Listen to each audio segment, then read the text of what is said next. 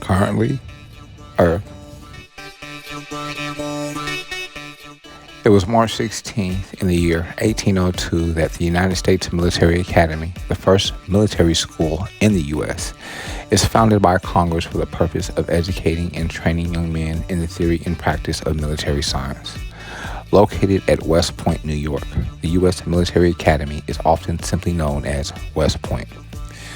Located on the high west bank of New York's Hudson River, West Point was the site of a Revolutionary-era fort built to protect the Hudson River Valley from British attack. In 1780, Patriot General Benedict Arnold, the commander of the fort, agreed to surrender West Point to the British in exchange for 6,000 pounds. However, the plot was uncovered before it fell into British hands, and Arnold fled to the British for protection. 10 years after the establishment of the U.S. Military Academy in 1802, the growing threat of another war with Great Britain resulted in the congressional action to expand the Academy's facilities and increase the West Point corps. Beginning in 1817, the U.S. Military Academy was recognized by Superintendent Sylvanus Thayer, later known as the father of West Point, and the school became one of the nation's finest sources of civil engineers. During the Mexican-American War, West Point graduates filled the leading ranks of the victorious U.S. forces, and with the outbreak of the Civil War, former West Point classmates regretfully lined up against one another in the defense of their native states. In 1877, the first African-American cadet graduated from the U.S. Military Academy, and in 1976, the first female cadets were admitted. The Academy is now under the general direction and supervision of the Department of the U.S. Army and has an enrollment of more than 4,000 students.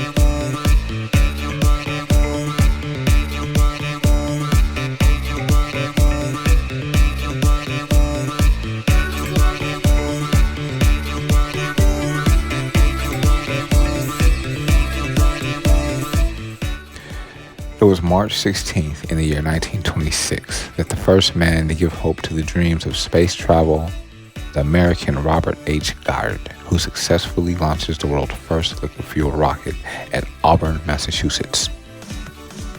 The rocket traveled for 2.5 seconds at a speed of about 60 miles per hour, reaching an altitude of 41 feet and landing 184 feet away. The rocket was 10 feet tall, constructed out of thin pipes, and was fueled by liquid oxygen and gasoline. The Chinese developed the first military rockets in the early 13th century using gunpowder and probably built firework rockets at an earlier date. Gunpowder-propelled military rockets appeared in Europe sometime in the 13th century, and in the 19th century, British engineers made several important advances in early rocket science. In 1903, an obscure Russian inventor named Konstantin E. Teslovsky published a treatise on the theoretical problems of using rocket engines in space. Let's give that name one more try. Konstantin E. Tsiolkovsky published a treatise on the theoretical problems of using rocket engines in space. But it was not until Robert Goddard's work in the 1920s that anyone began to build the modern rocket, that by early 1960s would be launching humans into space. Goddard, born in Worcester, Massachusetts in 1882, became fascinated with the idea of space travel after reading the H.G. Wells science fiction novel War of the Worlds in 1898. He began building gunpowder rockets in 1907 while a student at Worcester Polytechnic Institute and continued his rocket experiments as a physics doctoral student and then physics professor at Clark University. He was the first to prove that rockets can propel in an airless vacuum like space and was also the first to explore mathematically the energy and thrust potential of various fuels, including liquid oxygen and liquid hydrogen. He received U.S. patents for his concepts of a multi-stage rocket and a liquid-fueled rocket, and secured grants from the Smithsonian Institute to continue his research.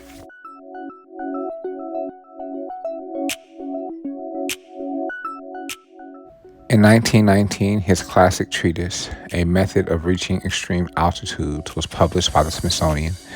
The work outlined his mathematical theories of rocket propulsion and proposed the future launching of an unmanned rocket to the moon. The press picked up on Goddard's moon rocket proposal and, for the most part, ridiculed the scientist's innovative ideas.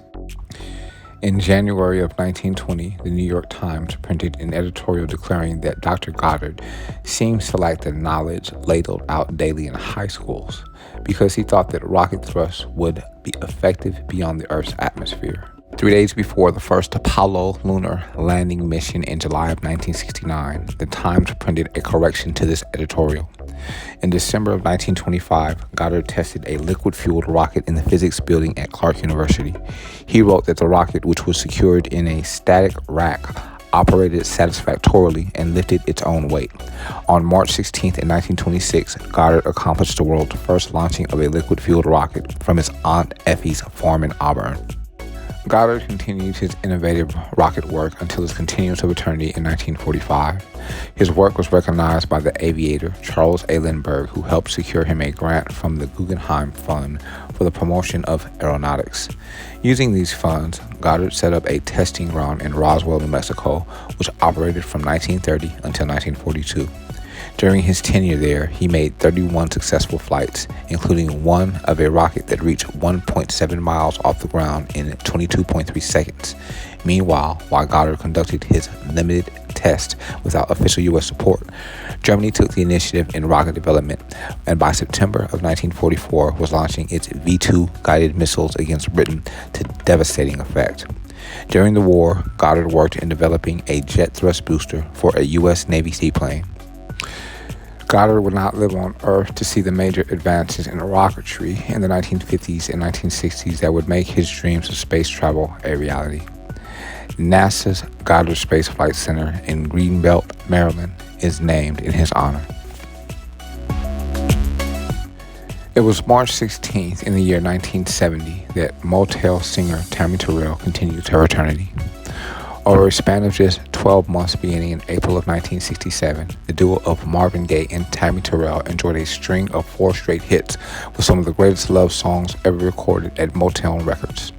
Sadly, only the first 2 of those 4 hits were released while Tammy Terrell was still well enough to perform them. In October of 1967, just 6 months after the release of the now classic Ain't No Mountain High Enough, Terrell collapsed on stage during a live performance at Virginia's Hampden-Sydney College.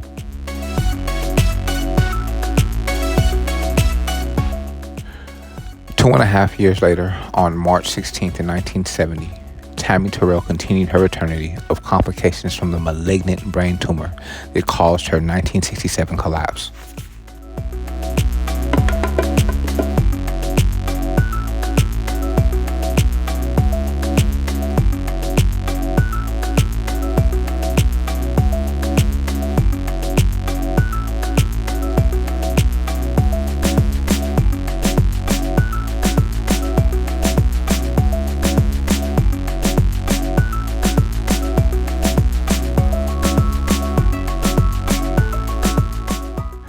Tammy Terrell's illness was at first downplayed by the Motown Records publicity machine, while new material by the duo of Gaye and Terrell was still being released. Many of the singles released under their names were created by laying Marvin Gaye's vocals over existing recordings of Terrell made prior to her illness. Gaye scored one of his biggest solo hits ever during this period with I Heard It Through the Grapevine, but following Terrell's continuance of eternity in 1970, he stopped performing live for the next 3 years.